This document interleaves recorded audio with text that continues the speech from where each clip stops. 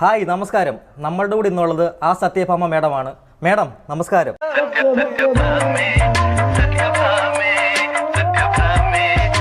കറുത്ത നിറമുള്ള ഒരു മോഹിനിയാട്ടം കളിക്കരുതെന്ന് മേഡം പറഞ്ഞായിരുന്നു. കറുത്ത നിറമുള്ളവർക്കൊന്നും കളിക്കാൻ പറ്റിയല്ല മോഹിനിയാട്ടം. അപ്പോൾ കറുത്ത നിറമുള്ളവർ എന്തോ കളിക്കണം മേഡം? കാക്കയുടെ നിറമുള്ളവർ അത്ര നിർബന്ധം വന്നപ്പോൾ കാക്ക അരിച്ച് കാണാൻ കളിക്കട്ടെ. മേഡം എന്തൊരു തോൽവിയാണ് മേഡം. മേഡത്തിന് ഇതൊക്കെ എങ്ങനെ സാധിക്കുന്നു? ഇത് എൻ്റെ വീടാ.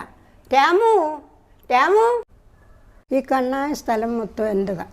സെൻറ്റിന് 50 ലക്ഷം രൂപയ്ക്ക് ഞാൻ മേടിച്ചതാണ്. ഇപ്പം ഞാൻ വന്നണക്ക് ഒരു സെൻറ്റ് 50 രൂപയ്ക്ക് പോലും ആർക്കും വേണ്ട.